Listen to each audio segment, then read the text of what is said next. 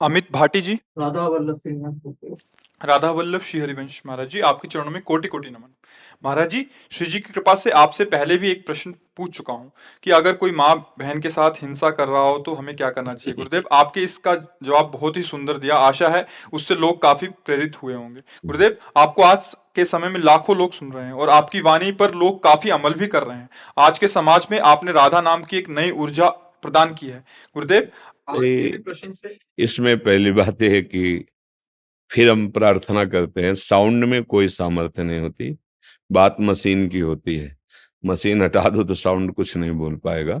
ये साउंड है, इसमें पावर, ऊर्जा गुरुदेव है, प्रिया जो है, ये सब उन्हीं का बात है। हमारी तो कोई बात, हमारी बात तो वो स्वामी तुलसीदास जी के सामने जब अकबर सम्राट ने ताज उतार के रखा तो आंसू आ गए। तो बाद में उनके निज जनों ने पूछा कि प्रभु, बादशाह ने प्रणाम किया, ताज रख दिया, इसलिए आंसू आ गए? बोले नहीं, इसलिए आए कि जब राम का नहीं था तो मांगने से रोटी भी नहीं मिलती थी।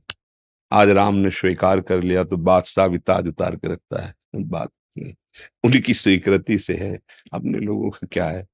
पूरा जीवन भिक्षुक जीवन, भला हमारी सामर्थ्य क्या कि हम राधा नाम की महिमा प्रकाशित कर सके? हमारी सामर्थ्य क्या हम किसी के अंतःकरण का परिवर्तन बस ये है कि करें, करावें आप सब और जने बढ़ाई दें जी। महाराज जी, आशा है कि आज के प्रश्न से भी काफी लोग कुछ सीखेंगे। गुरुदेव, जिस बाप ने अपनी जान से भी प्यारी बेटी दी हो, जिस भाई ने अपनी हमजोली बहन दी हो, एक बहन ने अपनी परछाई दे दी हो, एक माँ ने जो दुनिया सब कुछ दे सकती है बट अपनी संतान, उस माँ ने अपनी बेटी दी हो। गुरुदेव, फिर भी लोग आजकल की शादियों में काफी दहेज मांगते हैं और अगर मन मुताबिक दहेज नहीं मिले तो लड़की के साथ हिंसा तक कर देते हैं। गुरुदेव, इस पर भी थोड़ा प्रकाश डालेंगे तो सब लोगों की आंखें खुलेंगी। आप प्रकाश क्या डालना है, बात यह है कि जो अपनी बेटी को दे रहा है तो मुझे तो लगता है कि जितनी उसकी सामर्थ्य होगी उठा नहीं रखेगा, जैसा हमने देखा है। क्योंकि कहीं तो पैदा हुए हैं परिवार में ही, और देखा है कि जितनी अपनी सामर्थ्य होती है, बाप माँ और परिवार वो कर्जा लेके भी चाहता है, भले मांगो या ना मांगो, कि हम अच्छे से अच्छा अपनी बेटी का ब्याह करें, बारातियों का स्वागत करें। पर जब वर पक्ष के ये बात रख देते हैं कि इतने लाख या इतने, तो उस ममता भरे परिवार में विषमता पैदा हो जाती है कि इससे अच्छा है बेटी पैदा ना होती। ये जो आज गर्भ हत्याएं हमारे बहुत बड़े पाप की प्रवृत्ति बढ़ रही है, माताओं बहनों में भी समाज में भी, तो उसका कहीं ना कहीं काफी दोष इस दहेज प्रथा पर है। क्योंकि हमने देखा है कि गांव के जैसे किसान आदमी है, बेटी को पढ़ाया लिखाया, सुंदर पुष्ट किया, ब्याह योग्य हो गई, जिनके घर में अब बोले हमको इतने लाख चाहिए, और बेचारा आके घर में बैठ के रो देता है कि किसी तरह तो हम परिवार का पोषण कर रहे हैं, क्या करें।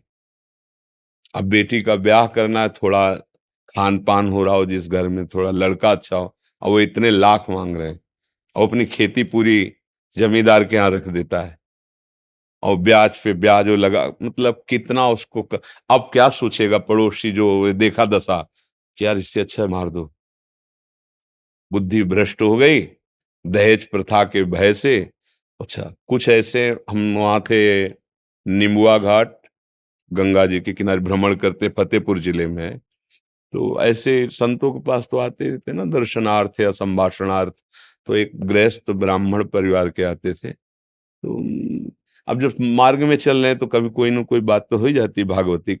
तो अपनी बेटी को लाए थे, तो यहाँ सब जली हुई थी ऐसे पूरे, ऐसे इतना चेहरा ऐसे और सुंदर एकदम और अच्छे। तो वो जब आए तो दृष्टि तो जाती ना जैसे ऐसे, तो वो भयावही दृष्टि देखी तो उनका, इस बच्चे को क्या हो गया? तो उनका, महाराज इसका ब्याह किया था, जितनी हमारी सामर्थ्य थी, जितना उन्होंने मांगा था उतना दहेज दिया था।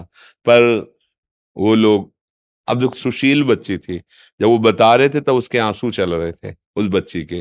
तो बोले फिर भी उन्होंने मांग की, हमने फिर भी दोबारा जो हमसे बना दिया। बोले तिवारा हमारी बच्ची को चारपाई में बांध करके आग लगा दी, चारपाई में बांध कर। और भगवान की लीला कि रस्सी का वो हिस्सा पहले टूटा जो ताकत लगा के उठने पर खुल जाए, वो पहले जला, जल रही थी वो भी, और भागी उस सीढ़ियों से चढ़ के उनके चाचा के घर में कूद गए। छप्पर होते ना आंगन में, छप्पर के सारे जे नीचे कूद, जे जलती उन्हें देखा तो कंबल आदि से ढका और उनके पास बंदूक थी कि अब नहीं, अब ये मेरी बेटी हो गई। उन्हीं के परिवार, अगर किसी ने इधर आंख उठाई तो गोली मार देंगे। वो बोले हमें सूचना दी गई, हम अपनी बेटी को ले ऐसे। अब बोलो ये राक्षस है या मनुष्य है? वो बेटी जिंदगी, अब उसके अंतरात्मा में जो उनके प्रति भाव आएगा वो उसे झेल नहीं पाएंगे चाहे जितना। तो कई तरह से दहेज प्रथा से बहुत हानि है। और हमें लगता है कि अगर तुम्हें सुंदर सुशील कन्या मिल जाए और उससे तुम्हारी वंश परंपरा, देशभक्ति, भगवत भक्ति, बुद्धिमान ऐश्वर्यवान पुत्र पैदा हो, वो अच्छा। या उसको इस तरह से परिवार को क्लेश देना, उस बच्ची को क्लेश देना, या वो परिवार वाला बच्ची जिसके है वो ये सोचने पर मजबूर हो जाए कि इससे तो अच्छा है कि हमारी बच्ची ना होती। तो ये दहेज प्रथा तो बहुत ही कहीं किसी भी तरह लाभदायक नहीं है, कहीं भी किसी भी। और जो इस तरह से दहेज लिया जाएगा वो लिख लो और उस परिवार की जांच कर लेना। कुछ वर्षों के बाद उस परिवार में ऐसा षड्यंत्र रचेगी माया कि शांति और सुख नहीं होगा, शांति सुख नहीं हो सकता। दूसरे को दुख देकर, जलाकर, क्लेशित करके आज तक कभी कोई सुखी नहीं हुआ है, ये पक्की बात है। और सबसे प्रार्थना है कि बेटियों की भावना में उनका गर्भ की हत्या कर देना, इस ये समझ लो आपके पास कोई प्रायश्चित नहीं इस पाप से हटने का। अरे आप पढ़ने लिखने दो। आजकल बहुत हमारे मतलब पढ़ाई लिखाई, तो कहीं ना कहीं वो कुछ ना कुछ करेंगे अपने हिसाब से। वो जीने लायक बुद्धि भगवान सबको दे देते हैं। हमें तो दिखाई दे रहा है कि बच्चियां बड़ी उन्नति में जा रही, फोर्स में भी बच्चियां जा रही, नहीं जा रही। तो ऐसा ना सोचे कि बच्चे तो हमारा दुर्भाग्य है, ऐसा माता पिता को नहीं। और कई जगह हमने देखा जहां बूढ़े माता पिता को कोई सहयोग नहीं देता, तो हमने देखा बच्चियां ही सहयोग देती हैं। कभी लड़कों को किडनी देते हुए नहीं देखा अपने बाप को। जहां सुनने को आता है तो बेटी ही किडनी देती नजर आती है। लड़के चार हैं, हिस्सा बांट लिए, अब वो एक एक रोटी देने के लिए पड़े, वो भाग के भी जब माता पिता बेटी के पास वही दुलार करती है, क्योंकि वो करुणामयी है ना, मातृ स्वरूप हृदय में विराजमान ना। अच्छा बेटी नहीं होगी तो बेटा आसमान से पैदा हो जाएगा क्या है? सोचो चाहे करोड़ों का घर हो और एक स्त्री शरीर ना हो उस घर में, किसी काम का घर नहीं है, और मेहनत करके आते हो, भले 200 रुपया लाते हो और उस दैवी शक्ति के हाथ में रख दो, तुम्हारे पूरे परिवार का पोषण करेगी, किसी को भूखा नहीं रहने देगी, सबको वाणी के द्वारा, चेष्टाओं के द्वारा प्रसन्न रख। ये मात्र शक्ति है। इसके साथ ऐसी भावना करना कि तुम्हारे केवल चिन्ह का ही तो फर्क हुआ, तुम्हारी संतान पुरुष चिन्ह से युक्त हुई तो तुम इतने महान हो गए कि आप गाली दे रहे हो, आप उसको कष्ट दे रहे हो, आप पैसे ले रहे हो और वो अपने पूरे जीवन को तुम्हारे को समर्पित किए। ये भारी दंडनीय अपराध है। यहां दंड अगर नहीं मिला ना तो तैयार रहो, फिर भगवान के शासन से फिर किसी को बचने का चांस नहीं मिलता। तिनकर काल रूप में भ्राता, बहुत बहुत सावधान। ये तो बहुत अच्छा प्रश्न आपने किया है, क्योंकि समाज के लिए बहुत सुधार। जिसने अपनी बच्ची हमें दे दी, अपना सर्वस्व दे दिया मानो, अब उससे हमें मांगने की जरूरत नहीं है। और भगवान, जब आप नहीं ऐसा दबाव डालोगे तो देने वाला वो है, वो ऐसा कुछ देगा कि एक घर में ब्याह हुआ हमारे परिचय का, उनके परिवार के जनों ने उनको अलग कर दिया क्योंकि उन्होंने दहेज नहीं दिया था, गरीब परिवार थे। तो अब उस लड़के ने राजी होकर ब्याह किया, क्योंकि कुछ लड़के ऐसे बुद्धिमान होते हैं कि अगर हमारा भाव बन रहा है, हमारे अनुकूल पड़ रहा है तो हम धन लेके क्या करेंगे। पर माता पिता का भाव धन के प्रति था तो उसको अलग कर दिया, एक कमरा केवल दिया।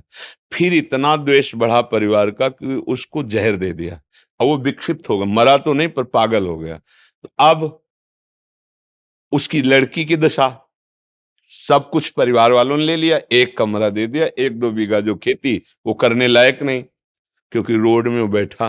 अब जो उसकी संतानें हुई थी, आज ऐसी हाई ऊंची डिपार्टमेंट में है कि गांव ऊपर मकान बना हुआ है, और वो जब आते हैं ना तो गाड़ियों से आते जिनके खाने का नहीं था। धर्म से चले ना तो आज पिता, वो जो पागल पिता है ना, ऐसे गोद में रख रहे हैं बच्चे उनकी सेवा में, और जो माँ घरों में काम करके अपने बच्चों को पढ़ाया ना, हाँ, कोई एयरफोर्स में है, कोई ये थल सेना इसमें इसमें है, मतलब कई तो फोर्स में है, और इतने विद्वान हैं कि जो आचार्य महर्षि महर्षि योगी के उसके आचार्य हैं वो, और उनमें पढ़ा रहे हैं। छोटे छोटे बच्चे जो थे वो अच्छी बहुत, तो भगवान दिया ना, देखो अच्छी पदवियां दे दी, अच्छा। और वो जो घर वाले हैं वो उसी की स्थिति में पड़े। अगर भगवान देंगे ना तो आप महान बन जाओगे, और किसी भी जीव को सताना, फिर वो तुम्हारी शरणागत हुई है, पाणी ग्रहण तुमने किया, तुम्हारे घर में आए, कितने राक्षसी स्वभाव के होते हैं। घर में आए हुए, एक शरण में आए हुए एक कबूतर के लिए महाराज शिवी ने अपने शरीर का मांस चढ़ा दिया, और वो कन्या आई है तुम्हारे घर में अपने माता पिता मानकर, अपना भाव रख करके, तो उसको ये समझना चाहिए कि बहुत बड़ी लक्ष्मी हमारे घर आ गई है, अब इससे जो संतान होगी कुल परंपरा चलेगी। तो ये दहेज प्रथा तो बिल्कुल ही, इस पर सरकारी शासन भी होना चाहिए, और सामाजिक खुद हमारी ऐसी स्थिति होनी चाहिए कि हमें चाहिए कि हम अपने धन से संतुष्ट रहे। आपने कन्या दे दिया, बहुत सुंदर बात है, अब हमारा खुद भाग्य आगे काम करेगा, हमें आपसे नहीं चाहिए। और हमने देखा है कि माता पिता, ऐसे बात अलग है कोई दुष्ट स्वभाव का हो, नहीं, वो कोशिश करते हैं मैं क्या दे दूं अपनी बेटी को, पक्का, ये पक्का है। हाँ, मतलब जब बेटी विदा होती है ना, जनक जी के भी आंसू आ गए थे जब सिया जी को विदा कर रहे। कोई भी ऐसा पिता लें जिसके हृदय में, तो वो काहे को रखेगा, अपने जो जितनी सामर्थ्य उतना तो दे ही देगा। तो इसलिए मुझे लगता है दहेज नहीं मांगना चाहिए, दहेज देने के भय से गर्भ में बेटी की हत्या नहीं करनी चाहिए। वो आज का समय देखो, आज का समय ऐसा है कि बेटी, देखो हमारे राष्ट्र में तो बेटी ही राष्ट्रपति है। हमारे देश के राष्ट्रपति कौन है? है नहीं? मतलब राष्ट्र के स्वामित्व का जो प्रथम पद है वो देवी बैठी हुई है, शक्ति तो बैठी हुई है। अगर बिटिया पढ़ लिख गई तो राष्ट्रपति भी बन सकती है। तुम उस बिटिया को समझो कि लड़का ही भारत की सेवा कर सकता, राष्ट्रपति है, राष्ट्रपति पद पे नाम तो हमें याद है है ना। तो आप सोचो, देखो कितनी सुंदर बात, हमारे राष्ट्र के प्रधान पद पर देवी बैठी हुई है। तो हमें चाहिए कि हम अपनी पुत्री को पढ़ाएं लिखाएं, सुशील, आज के वातावरण की गंदगी से दूर बचाएं, और फिर भगवान चाहेंगे तो आज की, देखो आज की पढ़ी लिखी बच्चियां ऐसी है ना कि वो अपनी सामर्थ्य से जी सकती हैं। धीरे धीरे भगवान भी ऐसी उन्नति उनकी कर रहे हैं मानसिकता की कि फिर अच्छे से, हाँ, माता जी के कई रूप हैं हमारी। फिर एक जो रूप है ना प्रचंड दंड देने वाला, फिर वो रूप जब प्रेरित कर देती है ना, तो फिर नचनी नाच नचा लेती है उस परिवार को, नचा देती है। हाँ, फिर हमारी भगवती की बड़ी सामर्थ्य है, वो बैठ जाएंगे बुद्धि में कि तुम देखना चाहते हो स्त्री में क्या सामर्थ्य है, पूरी खा पानी पा जाएंगे, क्योंकि दैवी शक्ति है। इसलिए नमन, तो तुम्हारे परिवार का पोषण और मंगल हो। हमें लगता है दहेज प्रथा बहुत ही हानिकारक है, बहुत ही ये हमारे समाज का एक ऐसा रोग है जो बहुत पुराने से चला आ रहा है, और इस रोग से ग्रसित होकर के बहुत लोग छिन्न भिन्न हो जाते हैं, खिन्न हो जाते हैं, उदास हो जाते हैं। बेटी पक्ष के लिए उनके हृदय में अश्रद्धा पैदा हो जाती कि अगर आज बेटी ना होती तो मैं ऐसा नहीं। बिल्कुल धैर्यपूर्वक चलो, भगवान ने सबके भाग्य की रचना की है, और पढ़ लिख करके हमें लगता है कि कोई भी अच्छा सा जीवन जी सकता है। नहीं जी सकता? नौकरी करो, व्यापार करो। देखो माता बहनें बहुत सी जगह उन्नति को प्राप्त हो रही। आजकल तो बच्चे पढ़ते पढ़ते ऐसे नौकरियां करने लगते हैं कि माता पिता की भी सेवा करते हैं, और जहां ब्याह हो उस पक्ष को भी संतुष्ट करने की सामर्थ्य उन्हीं बच्चियों में है, पैसे पैसे कमाने लगी है।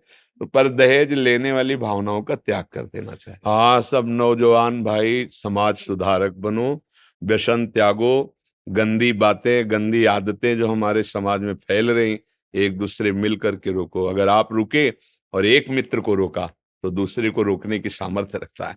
ऐसे अगर हमारा एक मोहल्ला सुधर गया तो फिर एक गांव सुधर जाएगा, एक गांव सुधर गया तो एक नगर सुधर जाए। धीरे धीरे हम लोग भारतवासी हैं, सौहार्द ही हमारा स्वरूप है। गांव में रहते हजारों लोग थे, पर लगता था हम सब एक ही घर के हैं। सब एक ही घर के लगते थे।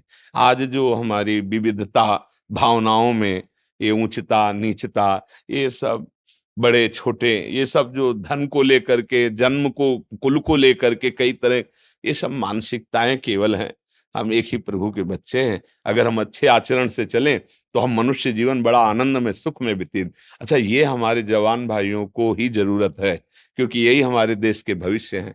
अब 15 से लेकर के 35 तक की अवस्था के जितने हैं ना, ये तूफानी अवस्था होती है। अगर इसमें गंदी बातें आ गई, गंदा आहार, गंदा व्यसन, तो फिर ठीक नहीं है।